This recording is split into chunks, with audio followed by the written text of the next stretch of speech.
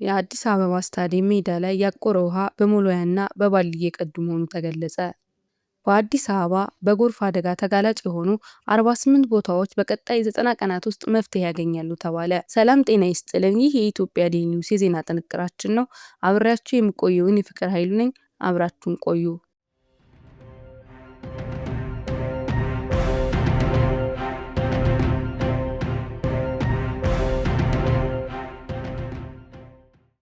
የጋዜጠኞች መብት ተከላካይ ቡድን ሲፒጄ የኢትዮጵያ ባለስልጣናት ጋዜጠኛ ሳልሳዊ ባይነሳኝን ከእስር እንዲለቁ ወይም ፍርድ ቤት እንዲያቀርቡ ጠየቀ።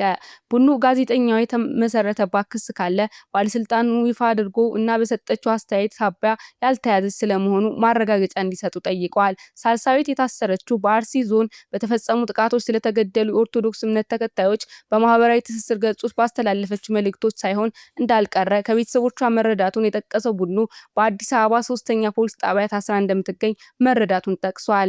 የቡድኑ የአፍሪካ ዳይሬክተር እንጀላ ኩዊንታል የሳልሳዊን እስር አንገብጋቢ ጉዳዮችን ለሚዘግቡ ጋዜጠኞች የተላለፈ ማስጠንቀቂያ ነው በማለት አውግዘዋል። የቀድሞዋ የፋና ብሮድካስት ባልደረባ ሳልሳዊ በፖሊስ ቁጥጥር ስር የዋለችው ሰኔ 1 ቀን ነበር። የአዲስ አበባ ስታዲየም ሜዳ ላይ ያቆረው ውሃ በመሎያና በባልዲ እየቀዱ መሆኑ ተገለጸ። አሳሳቢ የዜና ዘገባ። የኢትዮጵያ ፕሪሚየር ሊግና የስታዲየሞቻችን አሳሳቢ ሁኔታ። በአዲስ አበባ ስታዲየም እየተካሄደ ባለው የኢትዮጵያ ፕሪሚየር ሊግ ውድድር ተወዳጆቹ የኢትዮጵያ ቡናና ኢትዮጵያ ኤሌክትሪክ ክለቦች ባገናኙ መርሃ ግብር ላይ ተስተዋለ ክስተት የሀገራችን የእግር ኳስ መሰረተ ልማት እጅግ አሳሳቢ ደረጃ ላይ መድረሱን በድጋሚ አጋልጧል። በቦታው ላይ የተቀረጸው ቪዲዮ በግልጽ እንደምንመለከተው ሜዳው በውሃ በመሞላቱ ምክንያት ጨዋታውን ለማስቀጠል የሜዳው ሰራተኞችና ሌሎች ግለሰቦች በባልዲ በስፖንጅ በእጅ መጥረጊያ እና መግፊያ በመጠቀም ውሃውን ከሜዳው ላይ ለማስወገድና ለማድረቅ ከፍተኛ ጥረት ሲያደርጉ ታይተዋል። የስፖርት ጋዜጠኞችን በውሃ በተሞላ ሜዳ ላይ ቆመው ፕሮግራሞቻቸውን ሲያስተላልፉ መታየታቸው የችግሩን ስፋትና አስፈሪነት በጉልህ ያሳያል። ዘመናዊ የውሃ ማፋሰሻ በሌለበት ሁኔታ ትልልቅ ሀገራዊ ውድድሮች ማካሄድ የእግር ኳሶችን እድገት ወደኋላ የሚጎትት ነው። እንዲህ አይነት በውሃ የተሞላና ጭቃማ ሜዳ ላይ ተጫዋቾችን ኳስ በአግባቡ እንዲያንቀሳቅሱ ከማድረጉም በላይ ለከፍተኛ የአካል ጉዳት ያጋልጣቸዋል። ይህ ድርጊት በቴሌቪዥን በቀጥታ ስርጭት መተላለፉ የኢትዮጵያን ፕሪሚየር ሊግና የሀገራችን ስፖርታዊ ገጽታ በእጅጉ የሚጎዳ ነው። የኢትዮጵያ እግር ኳስ ፌዴሬሽን፣ የስታዲየም አስተዳደር እንዲሁም የሚመለከታቸው የመንግስት አካላት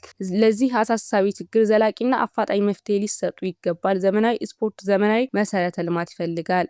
በአዲስ አበባ ለጎርፍ አደጋ ተጋላጭ የሆኑ 48 ቦታዎች በቀጣይ 90 ቀናት ውስጥ መፍትሄ ያገኛሉ ተባለ። የአዲስ አበባ ከተማ መንገዶች ባለስልጣን በከተማዋ ውስጥ ለጎርፍ አደጋ ስጋት ተጋላጭ ተብሎ በተለዩ 119 ቦታዎች ላይ አፋጣኝ የማስተካከያ ስራዎች እየተከናወኑ መሆናቸውን አስታወቀ።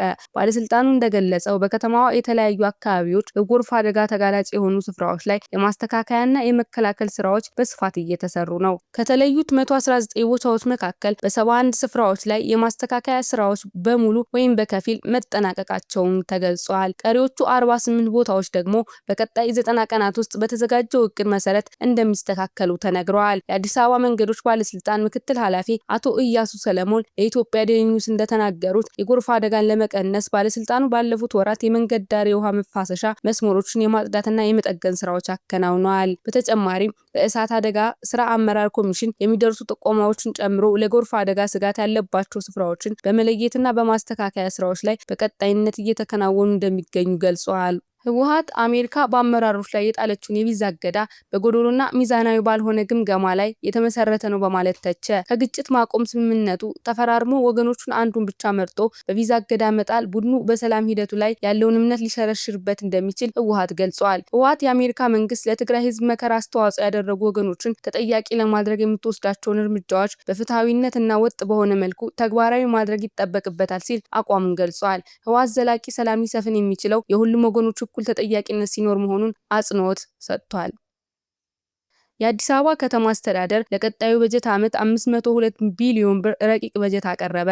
ረቂቅ በጀቱ ከዘንድሮ በጀት የ43 በመቶ ብልጫ አለው። ከበጀቱ ውስጥ 71 በመቶ ለድህነት ቅነሳና ከዘላቂ ልማት ግቦች ጋር በተያያዙ እቅዶችን ለማሳካት እንደሚውል ተገልጿል። በጀቱ የልማት ስትራቴጂዎችና የነዋሪዎችን የልማት ፍላጎት፣ የአገልግሎት አቅርቦት ማሳደግ፣ በተለይም መንገድ፣ ውሃን፣ መኖሪያ ቤትን፣ ጽዳትን፣ ትራንስፖርትና የእሳት ድንገተኛ አደጋ መከላከል እንዲሁም ትምህርትን፣ ጤናንና በዝቅተኛ ገቢ ለሚተዳደሩ ነዋሪዎችን የሚደረግ ድጎማን ጨምሮ ማህበራዊ አገልግሎቶችን ማሻሻልና ታሳቢ ያደረገ መሆኑ አስተዳደሩ አስታውቋል። በተያያዘው በጀት ዓመት የፌዴሪ ድጎማ ያልተመደበላት ከተማዋ በቀጣዩ የፌዴራሉ መንግስት በጀት 74.5 ሚሊዮን ብር ተይዞላታል።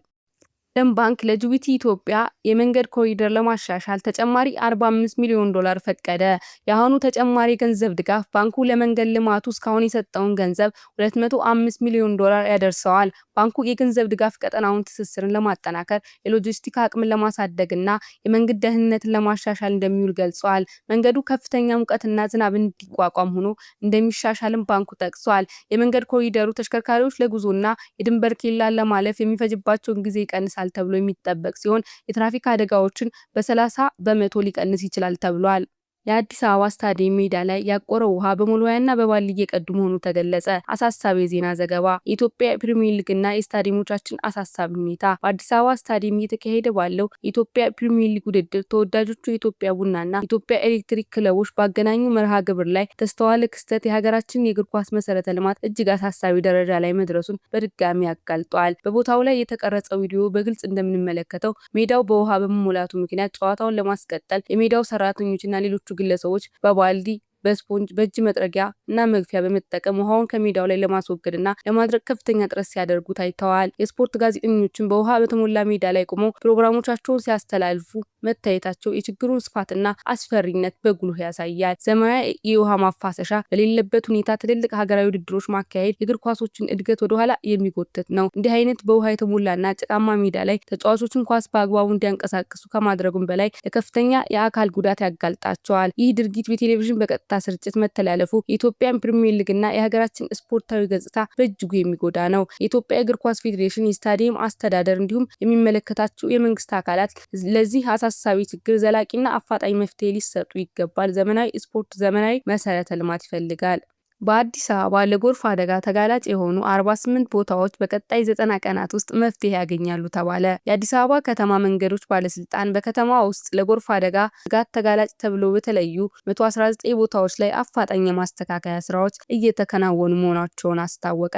ባለስልጣኑ እንደገለጸው በከተማዋ የተለያዩ አካባቢዎች ለጎርፍ አደጋ ተጋላጭ የሆኑ ስፍራዎች ላይ የማስተካከያና የመከላከል ስራዎች በስፋት እየተሰሩ ነው። ከተለዩት 119 ቦታዎች መካከል በ71 ስፍራዎች ላይ ማስተካከያ ስራዎች በሙሉ ወይም በከፊል መጠናቀቃቸውን ተገልጿል። ቀሪዎቹ 48 ቦታዎች ደግሞ በቀጣይ 90 ቀናት ውስጥ በተዘጋጀው እቅድ መሰረት እንደሚስተካከሉ ተነግረዋል። የአዲስ አበባ መንገዶች ባለስልጣን ምክትል ኃላፊ አቶ እያሱ ሰለሞን ለኢትዮጵያ ዴይሊ ኒውስ እንደተናገሩት የጎርፍ አደጋን ለመቀነስ ባለስልጣኑ ባለፉት ወራት የመንገድ ዳር የውሃ መፋሰሻ መስመሮችን የማጽዳትና የመጠገን ስራዎች አከናውነዋል። በተጨማሪም በእሳት አደጋ ስራ አመራር ኮሚሽን የሚደርሱ ጥቆማዎችን ጨምሮ ለጎርፍ አደጋ ስጋት ያለባቸው ስፍራዎችን በመለየትና በማስተካከያ ስራዎች ላይ በቀጣይነት እየተከናወኑ እንደሚገኙ ገልጸዋል። ህወሓት አሜሪካ በአመራሮች ላይ የጣለችውን የቪዛ እገዳ በጎዶሎና ሚዛናዊ ባልሆነ ግምገማ ላይ የተመሰረተ ነው በማለት ተቸ። ከግጭት ማቆም ስምምነቱ ተፈራርሞ ወገኖቹን አንዱን ብቻ መርጦ በቪዛ እገዳ መጣል ቡድኑ በሰላም ሂደቱ ላይ ያለውን እምነት ሊሸረሽርበት እንደሚችል ህወሓት ገልጿል። ህወሓት የአሜሪካ መንግስት ለትግራይ ህዝብ መከራ አስተዋጽኦ ያደረጉ ወገኖችን ተጠያቂ ለማድረግ የምትወስዳቸውን እርምጃዎች በፍትሐዊነትና ወጥ በሆነ መልኩ ተግባራዊ ማድረግ ይጠበቅበታል ሲል አቋሙን ገልጿል።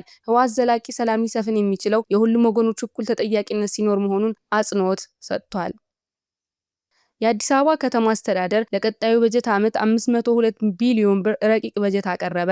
ረቂቅ በጀቱ ከዘንድሮ በጀት የ43 በመቶ ብልጫ አለው። ከበጀቱ ውስጥ 71 በመቶ ለድህነት ቅነሳና ከዘላቂ ልማት ግቦች ጋር በተያያዙ እቅዶችን ለማሳካት እንደሚውል ተገልጿል። በጀቱ የልማት ስትራቴጂዎችና የነዋሪዎችን የልማት ፍላጎት፣ የአገልግሎት አቅርቦት ማሳደግ፣ በተለይም መንገድ፣ ውሃን፣ መኖሪያ ቤትን፣ ጽዳትን፣ ትራንስፖርትና የእሳት ድንገተኛ አደጋ መከላከል እንዲሁም ትምህርትን፣ ጤናንና በዝቅተኛ ገቢ ለሚተዳደሩ ነዋሪዎችን የሚደረግ ድጎማን ጨምሮ ማህበራዊ አገልግሎቶችን ማሻሻልና ታሳቢ ያደረገ መሆኑ አስተዳደሩ አስታውቋል። በተያያዘው በጀት ዓመት የፌዴሪ ድጎማ ያልተመደበላት ከተማዋ በቀጣዩ የፌዴራሉ መንግስት በጀት 74.5 ሚሊዮን ብር ተይዞላታል። የጋዜጠኞች መብት ተከላካይ ቡድን ሲፒጄ የኢትዮጵያ ባለስልጣናት ጋዜጠኛ ሳልሳዊ ባይነሳኝን ከእስር እንዲለቁ ወይም ፍርድ ቤት እንዲያቀርቡ ጠየቀ። ቡድኑ ጋዜጠኛዋ የተመሰረተባት ክስ ካለ ባለስልጣኑ ይፋ አድርጎ እና በሰጠችው አስተያየት ሳቢያ ያልተያዘች ስለመሆኑ ማረጋገጫ እንዲሰጡ ጠይቀዋል። ሳልሳዊት የታሰረችው በአርሲ ዞን በተፈጸሙ ጥቃቶች ስለተገደሉ የኦርቶዶክስ እምነት ተከታዮች በማህበራዊ ትስስር ገጾች ባስተላለፈችው መልእክቶች ሳይሆን እንዳልቀረ ከቤተሰቦቿ መረዳቱን የጠቀሰው ቡድኑ በአዲስ አበባ 3ኛ ፖሊስ ጣቢያ ታስራ እንደምትገኝ መረዳቱን ጠቅሷል። የቡድኑ የአፍሪካ ዳይሬክተር አንጀላ ኩዊንታል የሳልሳዊን እስር አንገብጋቢ ጉዳዮችን ለሚዘግቡ ጋዜጠኞች የተላለፈ ማስጠንቀቂያ ነው በማለት አውግዘዋል። የቀድሞዋ የፋና ብሮድካስት ባልደረባ ሳልሳዊ በፖሊስ ቁጥጥር ስር የዋለችው ሰኔ 1 ቀን ነበር። ዓለም ባንክ ለጅቡቲ ኢትዮጵያ የመንገድ ኮሪደር ለማሻሻል ተጨማሪ $45 ሚሊዮን ፈቀደ።